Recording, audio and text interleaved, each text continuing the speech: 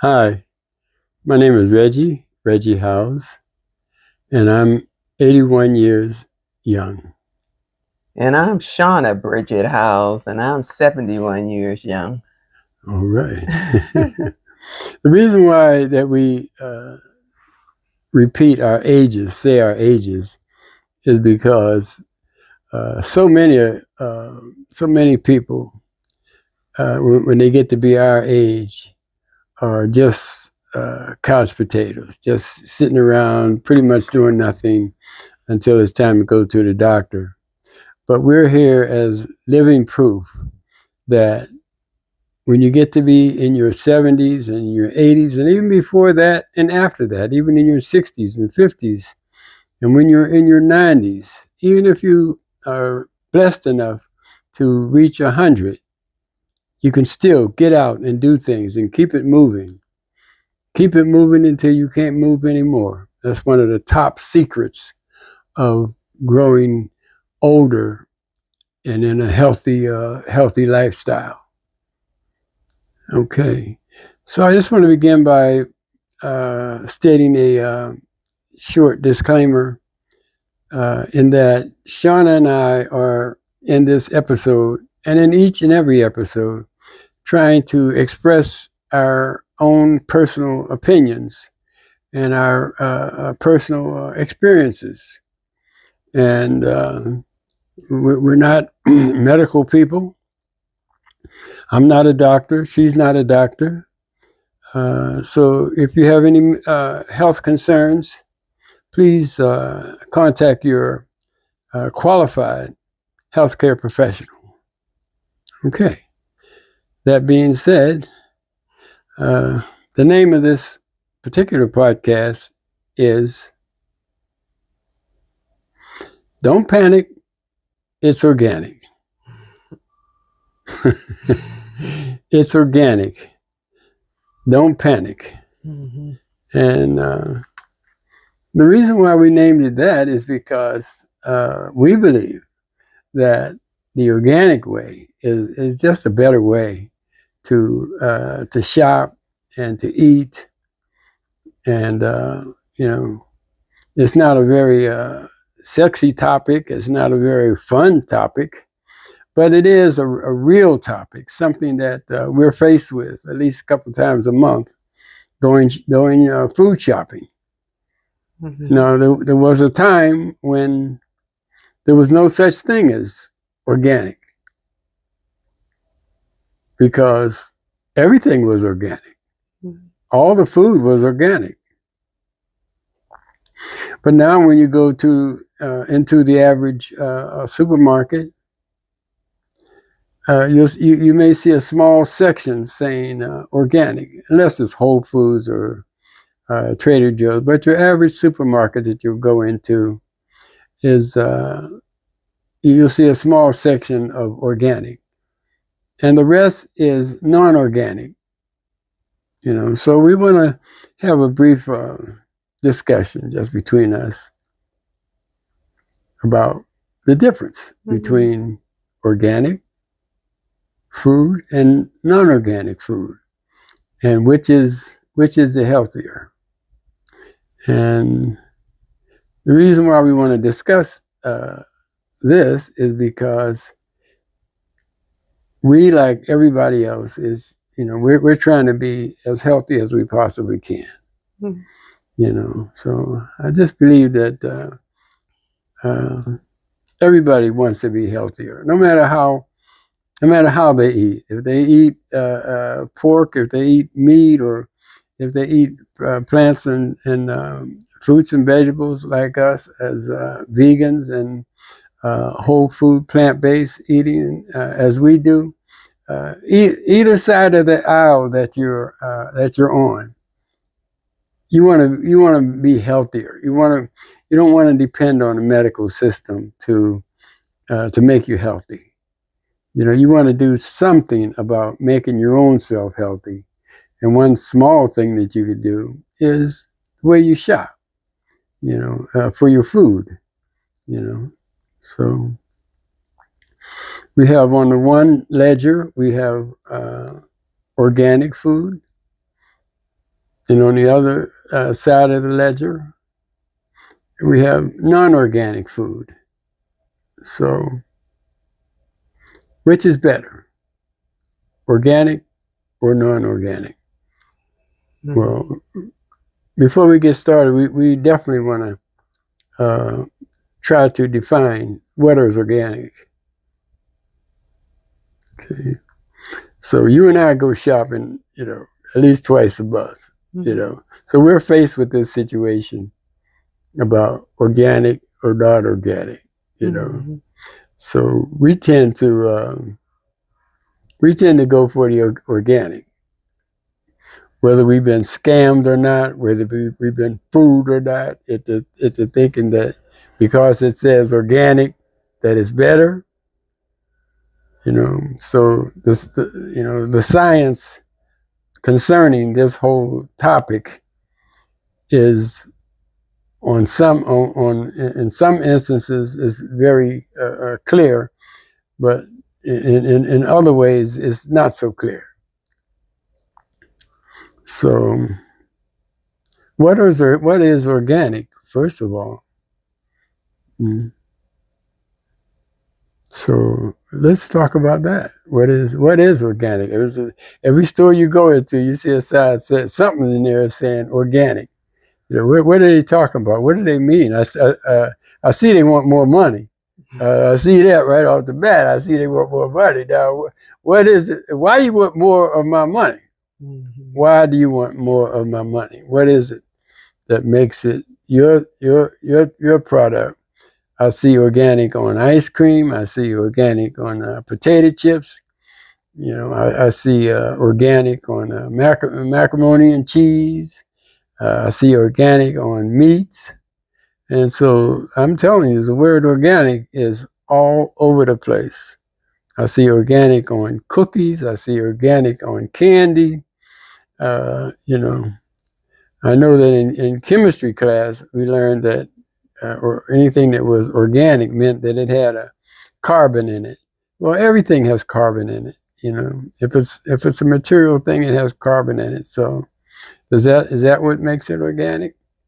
So I know that you tend to grab things that are organic, even though we don't have unlimited funds. Our funds are limited. We're always shopping on a budget. Mm-hmm. But yet I see you going for the more expensive organic. Yeah, my reason is because I don't eat meat and we don't eat meat. And my rationale about the whole organic things, if the money I'm saving from eating meat and fish and poultry and all that, I feel as though we could take that extra money and put it towards organic produce, which is part of our main diet. Some people's main diet, their main course is meat, right? And our main course is fruits and vegetables. So I feel as though we could take the extra money and put it towards organic. Okay. I'd rather spend the extra money than for my health benefits. Okay, so we must think that organic is healthier. Yeah. My rationale is that when I think organic, I think less pesticides and residues on the produce. So that's my rationale. I'd rather have less pesticides in my body. So that's why, I mainly go for organic. Yeah. Well, one thing about organic is that it's not that it doesn't have any pesticides in it, because it clearly does. There's so many farmers around, and they're spraying their crops, and when they spray their crops, if you ever saw a farmer, the conventional farmer spraying his crops, they have on hazmat suits from head to toe. They're covered in hazmat suits. Their faces covered, they got on gas masks, and they're spraying the food that we eat. So I wonder what washing the fruit and vegetables, what does that do you think? Well, I mean, you probably can go into more detail about some of the pesticides goes inside to the fruits and vegetables. Mm-hmm. And so even though we buy organic, I still wash the produce off because of the residue that can be on the produce, and also because people have handled it, in dirt. So I try to keep whatever goes into my body as clean as possible. So, sometimes I take a scrubber, produce scrubber, and scrub some of the produce. Right. Well, some people say, and it's true, that if you add 1 teaspoon of baking soda, not baking powder, but baking soda, to 2 or 3 quarts of water and let your fruit and vegetables soak in that water for 10 minutes or so, then that gets off a lot of the residue from the fruits and vegetables. So it's better for us to buy some things organic, but we found over the years that we don't have to buy everything organic in order to eat healthier. There's a national and even international group called EWG, which stands for Environmental Workers Group, which is an independent organization of scientists that analyze the pesticide levels in all the fruits and vegetables, the common fruits and vegetables that we eat. And and every year they produce a list. And that list seems to be quite helpful to the common shopper, And that list has on one side of the equation, it has something called the Dirty Dozen. And it's called the Dirty Dozen because it has higher levels of pesticides. It has extremely high levels of pesticides. But let it be known that even though the levels of pesticides are quite high in this list of Dirty Dozen meaning 12, so they name 12 different vegetables and fruits every year. And sometimes the reason they have to do it every year because it fluctuates as far as the level of pesticides that's found, in fruits and vegetables from year to year. So this Dirty Dozen, would you name the Dirty Dozen? Okay. And I'll try to give a brief explanation as to why it's called the Dirty Dozen. Okay. Number 1 on the 2026 Dirty Dozen list is spinach. Number 2 is kale, collard, and mustard greens. Number 3 is strawberries. Number 4 is grapes. Number 5 is nectarines. Number 6 is peaches. Number 7 is cherries. Number 8 is apples. Number 9 is blackberries. Number 10 is pears. And number 11 is potatoes. And the 12th one is blueberries. Well, just to give a short explanation, even though potatoes are grown underneath the ground, before the farmers plant the potatoes, they spray the ground where potatoes are going to be planted. They spray the ground so that the pesticides that are underneath the ground where the potatoes are being planted, so that they can go to work before the planting even occurs.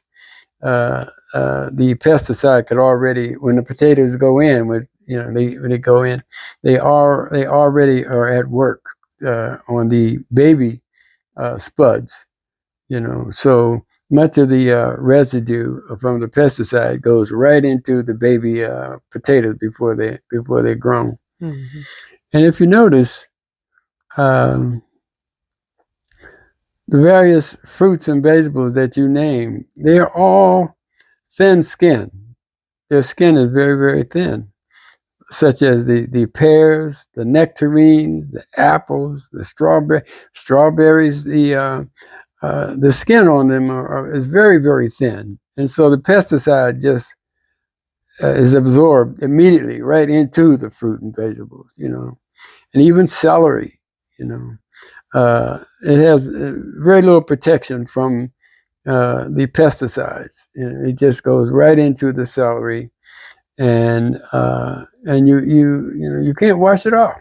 Mm-hmm. You can wash some of it off. You really can, mm-hmm. by using the baking soda, and also by physically scrubbing it. But that's the list for 2026. Mm-hmm.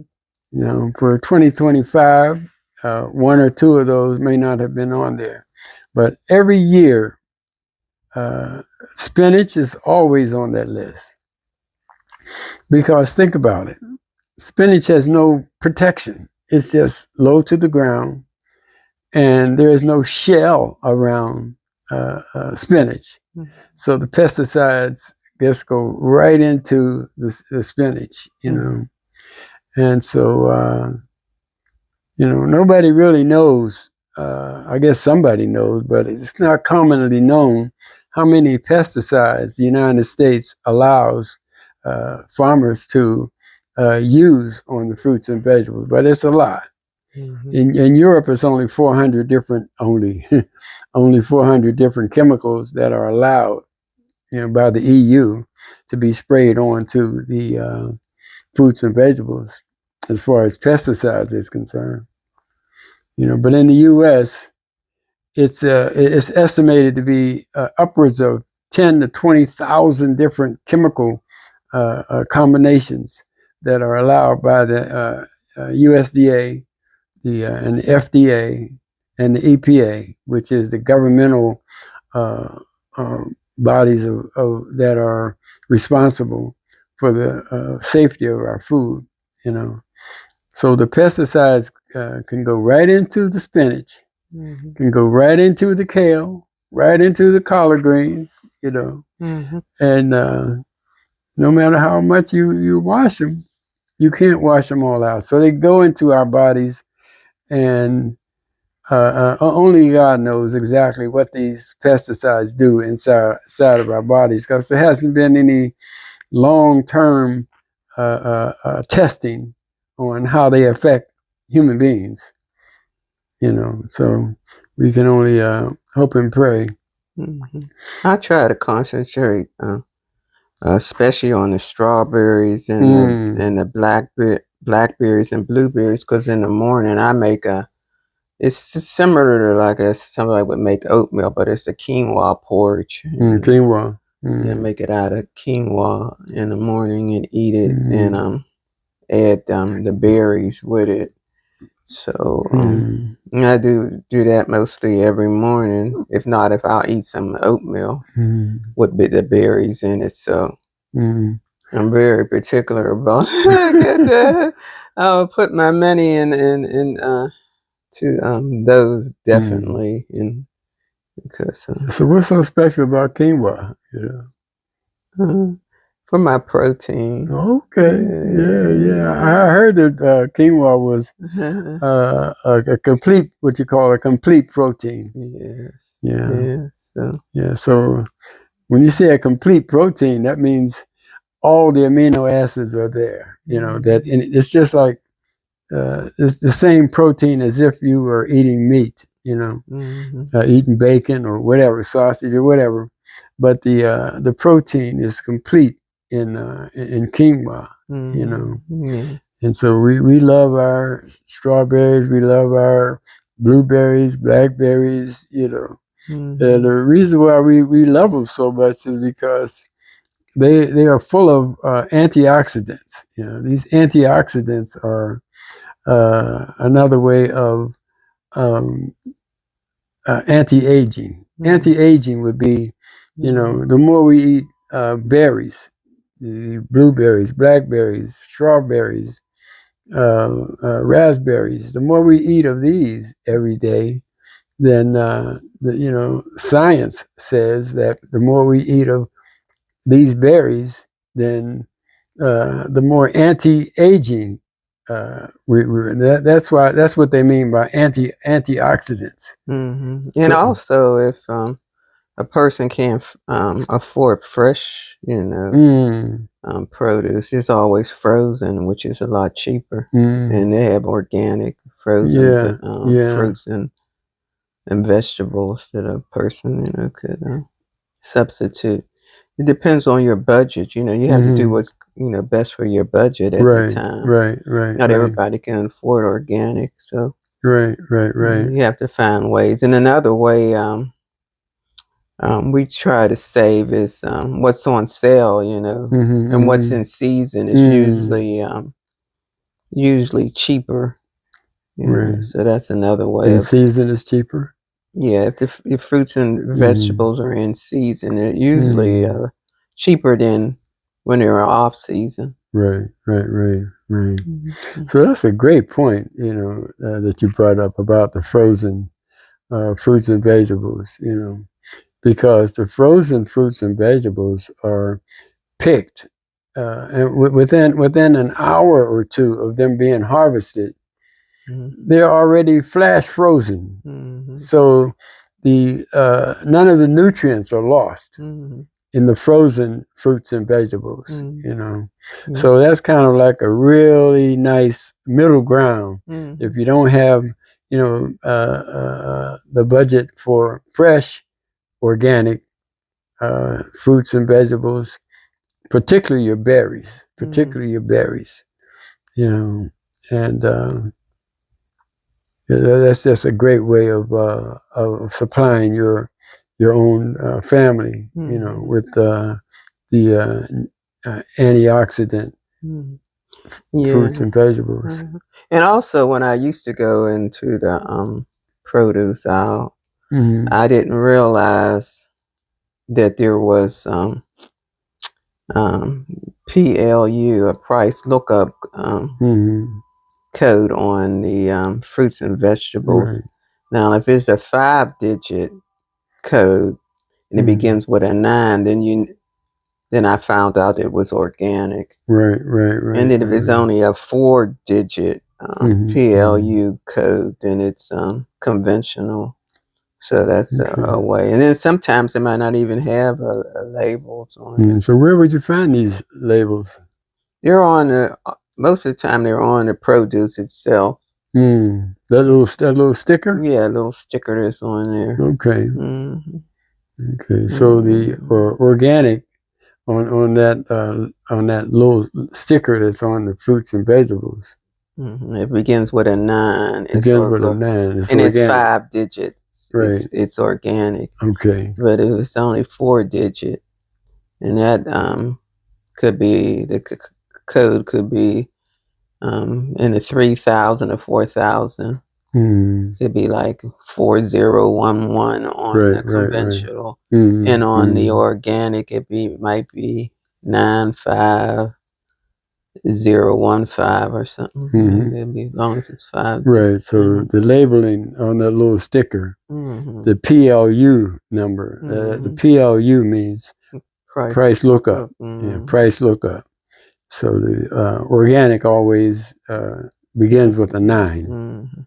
If that PLU number on that sticker doesn't begin with a 9, then what? Then it's not organic. It's not organic. Oh, okay. So that's a little code, to let you know. Yeah, make you a more wiser shopper. Yeah. That's great. So the organic is. There used to be a time when there was no such thing as organic. you know. Yeah, way back when, yeah. Yeah, way back when. Yeah. Wow, when you know, farmers could just go out there and everybody had a garden. You know, everybody had their, you know.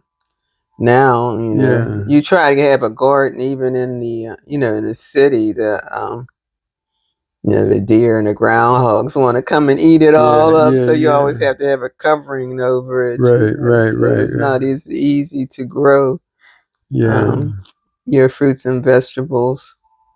You know. Yeah. But it's so important because I just believe that Giant Eagle and Kroger and Trader Joe's and all that, we're not going to, there may come a time where we can't depend on that. Right now we depend on it, but they're not always going to be there necessarily. We have to find a way to grow our own food, you know, so that we're not that dependent on Giant Eagle, Market District, and all that for our food. You know, so what if something happens and one day the stock crashes and there is no more Market District or Giant Eagle? You know, my brother just passed away a couple of weeks ago, and his wife always had a big garden. You know, and so for many years they ate out of the garden. The majority of the food that they had, it came from the garden. You know. And he lived to be a ripe old age of 94, you know.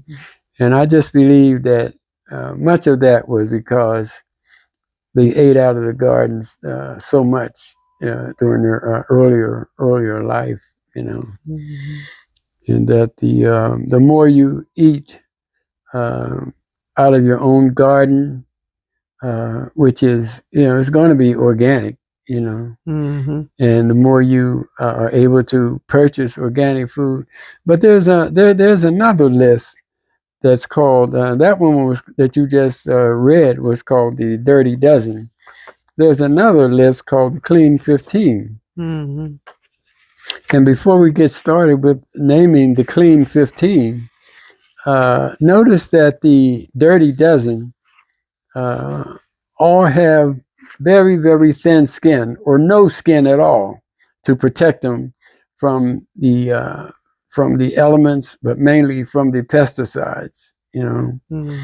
And so let's hear now about the Clean 15, which are those things that it's those fruits and vegetables that it's better to buy non-organic especially if you're on a budget, which we all are.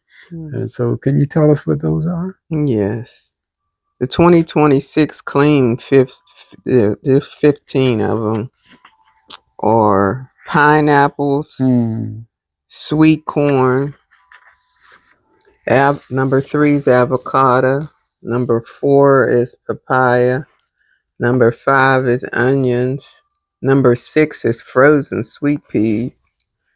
And number 7 is asparagus. Number 8 is cabbage. Number 9 is cauliflower. Number 10 is watermelon. And then number 11 is mangoes. Number 12 is bananas.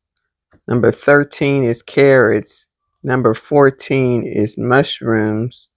And number 15 is kiwi. So there are various reasons why those different items that you just named are on the Clean 15 list. Now, Clean 15 means simply that even though they sell organic pineapple and non-organic pineapple, we just as soon buy the non-organic pineapple because it's much, much cheaper. You know, sometimes it's the 20% more expensive to get the organic. Sometimes it's 50% more expensive to get the organic. You know, so if there's not much difference in the balance of the two, hey, I'll go ahead and save the money and use it for something else that we might want. and buy the non-organic, because it's because of the thick skin on the pineapple, for example.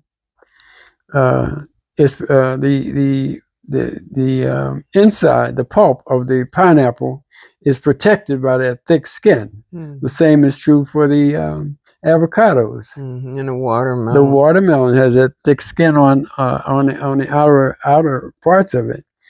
And the asparagus, there's a lot of controversy about the asparagus. Not a lot, but there's some controversy about the asparagus because of the fact that asparagus has a chemical on the inside of it that resists pests, so it's not sprayed nearly as much. And so just to eat the asparagus that's non-organic, so it's just... I usually buy organic asparagus and cauliflower.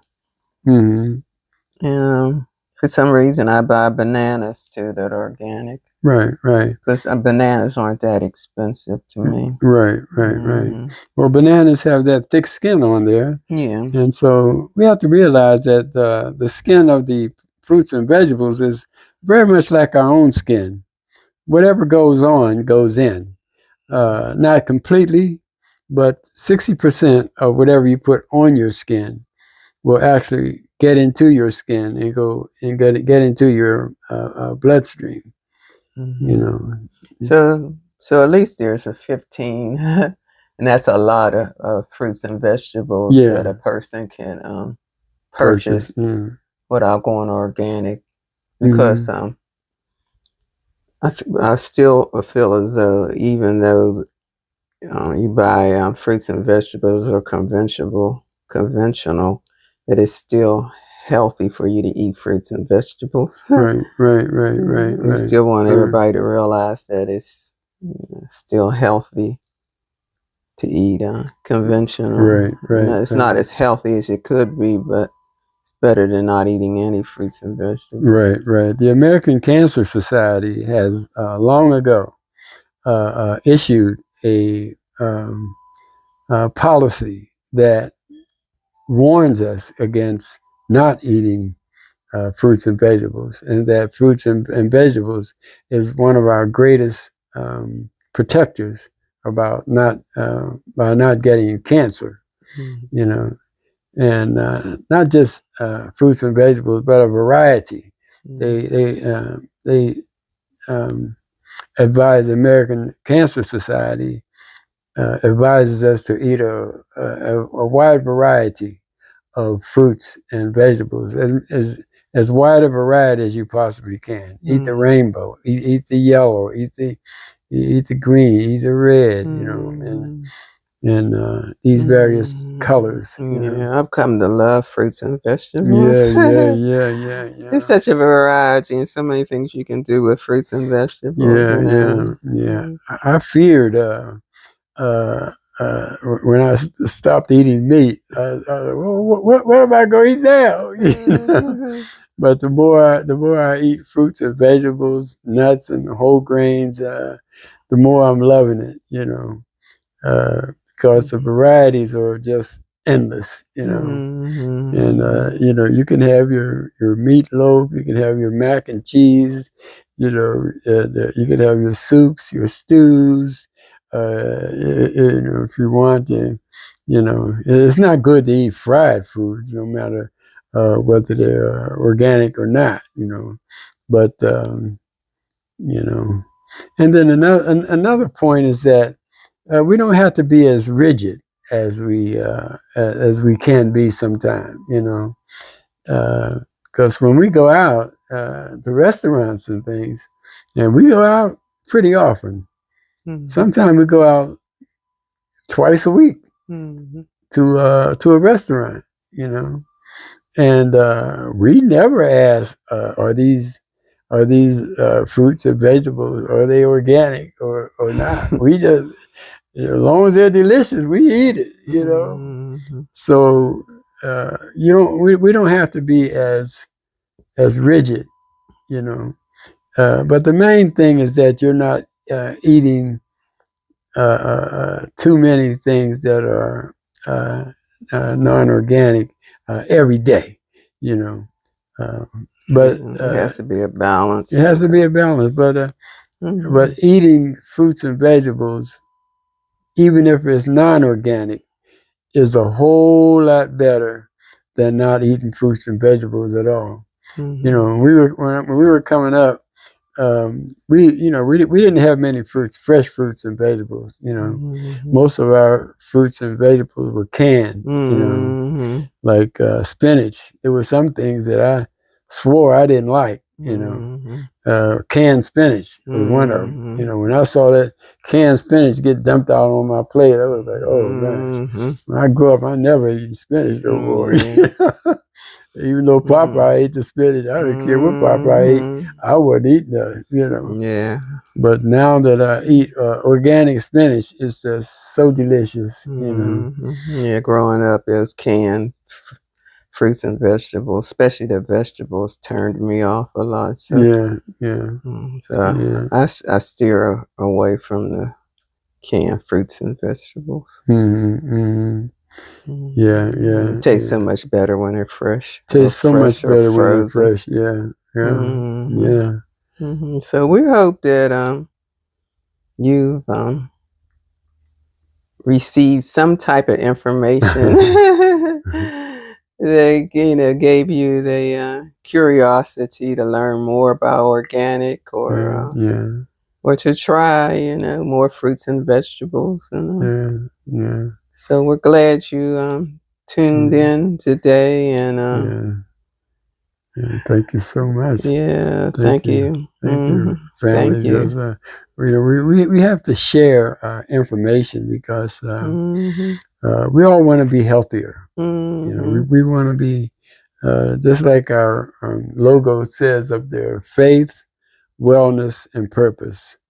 You know, that wellness includes our lifestyle. Our lifestyle includes what we eat. You know, and what we eat can take us down or lift us up. You know, so we want to go up. We don't want to go down. So thank you again, you know, from our very, very hearts and soul. We really appreciate you being there. And it's never too late to live well. So stay tuned and subscribe. It's free. Subscribe and like and give us a like. And follow us and comments. We love people's comments. Yeah. And also leave some suggestions on what you would like to hear on our podcast. Yeah. We're open for everybody's comments and suggestions. Yeah. Absolutely. So stay tuned. Thank you. Stay tuned. Thank you.